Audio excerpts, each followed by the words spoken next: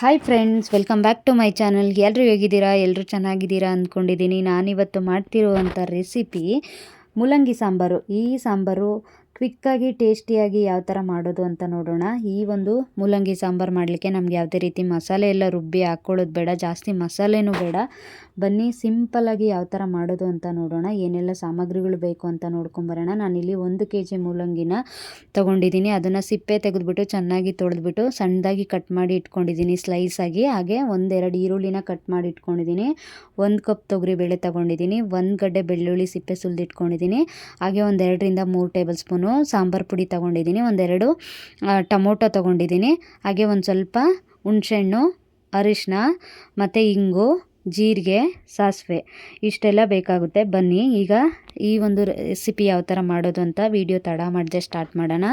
ನಾನಿಲ್ಲಿ ತೊಗರಿಬೇಳೆನ ಚೆನ್ನಾಗಿ ತೊಳೆದ್ಬಿಟ್ಟು ಇಟ್ಕೊಂಡಿದ್ದೀನಿ. ಇದಕ್ಕೆ ಎಷ್ಟು ನೀರು ಬೇಕೋ ಅಷ್ಟು ನೀರನ್ನು ಹಾಕ್ಕೊಂಡು ನಾನು ಇದನ್ನು ಬೇಯಿಸ್ಕೊತೀನಿ. ಜಾಸ್ತಿ ನೀರೆಲ್ಲ ಹಾಕ್ಕೊಳಕ್ಕೆ ಹೋಗ್ಬೇಡಿ, ಯಾಕಂದರೆ ವಿಸಿಲ್ ಕೂಗಿದಾಗ ನೀರೆಲ್ಲ ಈಚೆಗೆ ಬರುತ್ತೆ. ಹಾಗಾಗಿ ಬೇಳೆಗೆ ಎಷ್ಟು ಬೇಕಾಗುತ್ತೋ ಅಷ್ಟು ನೀರು ಮಾತ್ರ ಹಾಕ್ಕೊಳ್ಳಿ.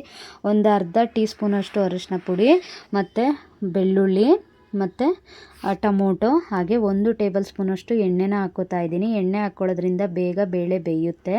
ಇವೆಲ್ಲ ಹಾಕ್ಕೊಂಡು ಚೆನ್ನಾಗಿ ಮಿಕ್ಸ್ ಮಾಡಿಕೊಂಡು 1-2ರಿಂದ 3 ವಿಸಿಲ್ ಕೂಗಿಸ್ಕೊತೀನಿ. ಜಾಸ್ತಿ ನುಣ್ಣಗೆ ಅಂದರೆ ಫುಲ್ಲು ಬೇಳೆ ಬೆಂದೋಗೋ ಥರ ಬೇಯಿಸ್ಕೊಬೇಡಿ. ಸ್ವಲ್ಪ ಬೇಳೆ ಇದ್ದರೆ ಮಧ್ಯ ಮೂಲಂಗಿ ಜೊತೆ ತಿನ್ನಬೇಕಾದ್ರೆ ಸಿಗ್ತಾಯಿದ್ರೆ ಚೆನ್ನಾಗಿರುತ್ತೆ. ಇದು ಬೇಯ್ತಾ ಇರಲಿ ಅದು ಬೇಳೆ. ಇನ್ನೊಂದು ಒಲೆ ಮೇಲೆ ನಾನು ಒಂದು ಕಡಾಯಿನ ಇಟ್ಕೊಂಡು ಅದಕ್ಕೆ 1-2ರಿಂದ 3 ಟೇಬಲ್ ಸ್ಪೂನ್ ಎಣ್ಣೆನ ಹಾಕ್ಕೊಂಡು, ಎಣ್ಣೆ ಬಿಸಿ ಆದಮೇಲೆ ಅದಕ್ಕೇ ಜೀರಿಗೆ, ಸಾಸಿವೆನ ಹಾಕ್ಕೋತಾ ಇದ್ದೀನಿ. ಇವೆರಡು ಸ್ವಲ್ಪ ಚಿಟಪಟ ಅಂದಮೇಲೆ ನಾನು ಇದಕ್ಕೇ 2 ಈರುಳ್ಳಿನ ಕಟ್ ಮಾಡಿ ಇಟ್ಕೊಂಡಿದ್ದೆ. ಆ ಕಟ್ ಮಾಡಿರೋವಂಥ ಈರುಳ್ಳಿನ ಹಾಕ್ಕೋತಾ ಇದ್ದೀನಿ. ಈರುಳ್ಳಿ ಹಾಕ್ಕೊಂಡು 1-2 ನಿಮಿಷ ಫ್ರೈ ಮಾಡ್ಕೋತೀನಿ. ಇದು ಸ್ವಲ್ಪ ಈರುಳ್ಳಿ ಸಾಫ್ಟ್ ಆಗಬೇಕು. ಈಗ ಇದಕ್ಕೇ ನಾನು ಕರಿಬೇವಿನ ಸೊಪ್ಪನ್ನು ಸಹ ಹಾಕ್ಕೋತಾ ಇದ್ದೀನಿ. ಕರಿಬೇವಿನ ಸೊಪ್ಪನ್ನು ಸಹ ಹಾಕ್ಕೊಂಡು ಫ್ರೈ ಮಾಡ್ಕೊಂಡಿದ್ದಾದಮೇಲೆ ಇದಕ್ಕೇ ಇಂಗು ಸಹ ಹಾಕ್ಕೋತಾ ಇದ್ದೀನಿ. ಇಂಗು ಒಗ್ಗರಣೆಗೆ ಹಾಕ್ಕೊಳ್ಳೋದ್ರಿಂದ ತುಂಬಾ ಟೇಸ್ಟಿಯಾಗಿರುತ್ತೆ ಸಾಂಬಾರು. ನೋಡಿಲಿ ನಾನು ಇಂಗುನ ಹಾಕ್ಕೊಂಡು ಫ್ರೈ ಮಾಡ್ಕೊಂಡಿದ್ದಾದಮೇಲೆ ಇದಕ್ಕೇ ನಾವು ಹೆಚ್ಚಿಟ್ಕೊಂಡಿರುವಂಥ ಮೂಲಂಗಿನೂ ಸಹ ಹಾಕ್ಕೊಂಡು ಇದನ್ನು 1-2ರಿಂದ 3 ನಿಮಿಷ ಫ್ರೈ ಮಾಡ್ಕೊಳ್ಳೋಣ. ಇದು 1-2ರಿಂದ 3 ನಿಮಿಷ ಫ್ರೈ ಆದರೆ ಚೆನ್ನಾಗಿರುತ್ತೆ. ಈಗ ನೋಡಿ ಫ್ರೈ ಆಗಿದೆ. ಇದಕ್ಕೇ ನಾವು ಸಾಂಬಾರು ಪುಡಿ ತೊಗೊಂಡಿದ್ವಲ್ಲ, ಆ ಒಂದು ಸಾಂಬಾರು ಪುಡಿನ ಹಾಕ್ಕೊಂಡು ಮಿಕ್ಸ್ ಮಾಡ್ಕೊಳ್ಳೋಣ. ಮಿಕ್ಸ್ ಮಾಡಿಕೊಂಡ್ರೆ ಇದರಲ್ಲೇ ಚೆನ್ನಾಗಿರುತ್ತೆ. ಈ ಥರ ನಾವು ಒಗ್ಗರಣೆಗೆ ಹಾಕಿ ಸಾಂಬಾರು ಪುಡಿನ ಮಿಕ್ಸ್ ಮಾಡ್ಕೊಳ್ಳೋದ್ರಿಂದ ಟೇಸ್ಟು ತುಂಬ ಚೆನ್ನಾಗಿ ಬರುತ್ತೆ. ಈಗ ನೋಡಿ ನಾನು ಇದನ್ನೆಲ್ಲ ಚೆನ್ನಾಗಿ ಮಿಕ್ಸ್ ಮಾಡಿದ್ದಾದಮೇಲೆ ಸ್ವಲ್ಪ ನೀರನ್ನು ಹಾಕ್ಕೋತಾ ಇದ್ದೀನಿ. ನೀರು ಹಾಕ್ಕೊಂಡಿದ್ದಾದಮೇಲೆ ಇದು ಸ್ವಲ್ಪ ಬೇಯ್ತಾ ಇರಲಿ. ಈಗ ಬನ್ನಿ ನೋಡೋಣ. ಬೇಳೆ ಬೆಂದಿದೆ, ಕುಕ್ಕರೆಲ್ಲ ತಣ್ಣಗಾಗಿದೆ. ನೋಡೋಣ ಯಾವ ಥರ ಬೆಂದಿದೆ ಅಂತ. ನೋಡಿ ಈ ಥರ ಬೆಂದರೆ ಸಾಕಾಗುತ್ತೆ.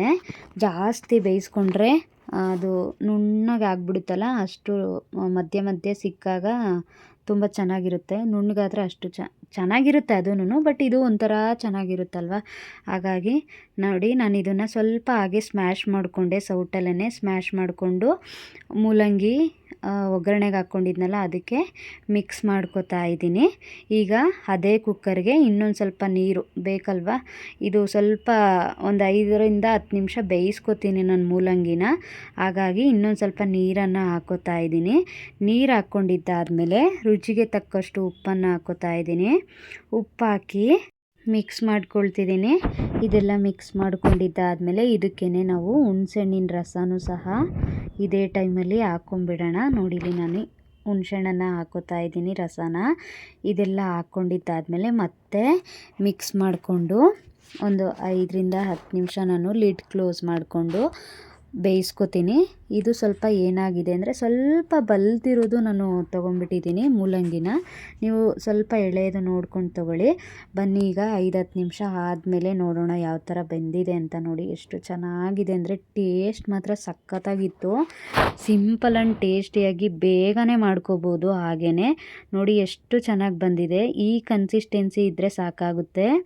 ಜಾಸ್ತಿ ತೆಳ್ಳಗೂ ಬೇಡ, ಜಾಸ್ತಿ ಗಟ್ಟಿಯಾಗೂ ಬೇಡ. ಈ ಥರ ಇದ್ದರೆ ಮೂಲಂಗಿ ಸಾಂಬಾರು ತುಂಬಾ ಟೇಸ್ಟಿಯಾಗಿರುತ್ತೆ. ಚೆನ್ನಾಗಿರುತ್ತೆ.